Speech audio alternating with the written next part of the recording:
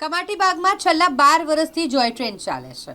આ જોય ટ્રેનને આજે 12 વર્ષ પૂર્ણ થયા અને 13મા વર્ષમાં મંગલ પ્રવેશ થયો છે. આજથી 12 વર્ષ પહેલાં આજના જ દિવસે કમાટીબાગમાં જોય ટ્રેનની શરૂઆત કરવામાં આવી હતી અને જે કમાટીબાગમાં સૌથી મહત્ત્વનું આકર્ષણનું કેન્દ્ર કહી શકાય. હાલ મે મહિનામાં એક અકસ્માત થયો અને જેના કારણે જોય ટ્રેન બંધ કરી દેવામાં આવી. ફરી એક વખત આ જોય ટ્રેનને શરૂ કરવામાં આવે, મહાનગરપાલિકા પરવાનગી આપે તેવી સંચાલકો માંગ કરી રહ્યા છે.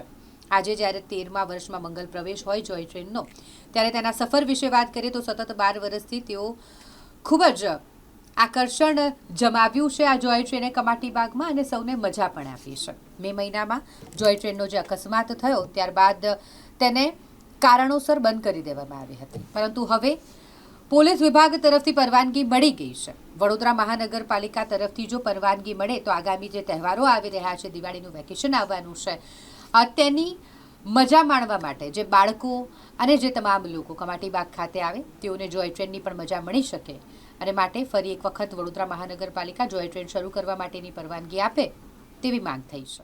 આપણે ગઈકાલે 17 સપ્ટેમ્બરે આપણે આજથી 12 વર્ષ પહેલાં નરેન્દ્ર મોદી સાહેબના બર્થડેના દિવસે જોય ટ્રેનની પણ આપણે અહીંયા કમાટીબાગ ખાતે શરૂઆત કરેલી હતી, જેના ગઈકાલે 12 વર્ષ પૂર્ણ થઈને હવે 13મા વર્ષમાં આપણે પ્રવેશ કર્યો છે. 12 વર્ષથી સતત જોય ટ્રેન આપણી શરૂ થયેલી છે. હાલમાં જે 10 મેના રોજ જે અકસ્માત થયો હતો, જેના અનુસંધાને આપણી જે જોય ટ્રેન છે એ બંધ કરવામાં આવેલ હતી. ત્યારબાદ ગુજરાત સરકારની જે કમિટી બનાવેલી હતી એમના તરફથી પણ આપણને મંજૂરી મળી ગયેલ છે અને કોર્પોરેશન તરફથી જે સૂચન કરવામાં આવેલા હતા, જ્યાં બેરિકેટિંગ કરવાનું કીધેલું હતું, ત્યાં આગળ અમે બેરિકેટિંગની પણ વ્યવસ્થા કરી દીધેલ છે.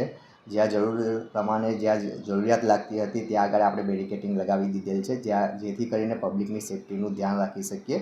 પ્લસ બીજા જે વધારે કરવાના હતા કે અનાઉન્સમેન્ટ સિસ્ટમ કરવાની હતી, LED લાઇટ લગાવવાની હતી કે પછી સિક્યુરિટી ગાર્ડ્સની વ્યવસ્થા કરવાની હતી, એ બધું અમે કરી દીધેલ છે. હવે કોર્પોરેશનમાંથી આગળથી પરમિશન મળે એટલે અમે જોય ટ્રેન શરૂ કરી શકીએ એવું છે. બહારથી પ્રવાસીઓ માટે હાલાકીનો સામનો કરવો પડે છે. આ કોર્પોરેશનને અપીલ કરી છે, રજૂઆત કરી છે, જોય ટ્રેન કેમ ચાલુ નથી કરી એની માટે રજૂઆત કરી છે આપણે? હા, અમે જોય ટ્રેનની ચાલુ કરવા માટેની પરમિશન માટેની રજૂઆત કરેલી છે અને બહારગામથી પણ સહેલાણીઓ આવે છે અને સ્કૂલના પ્રવાસો પણ ચાલુ થઈ ગયા છે અને આવનાર ટૂંક સમયમાં હવે દિવાળી વેકેશન શરૂ થવાનું છે.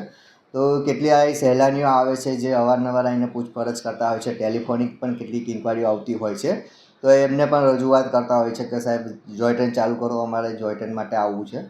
પણ હાલમાં પરમિશન ના આવવાથી અમે હજુ સુધી જોય ટ્રેન ચાલુ કરી શક્યા નથી. મહાનગરપાલિકાને કોને કોને રજૂઆત કરી, કેટલો સમય થયો રજૂઆત કરવા? હા, અમે છેલ્લા 2 મહિનાથી રજૂઆત કરીએ છીએ, એટલે એમની જે કીધું હતું એ પ્રમાણે અમે કરી દીધું છે. એટલે હાલમાં હવે પરમિશન આવે એટલે અમે એ કરીશું.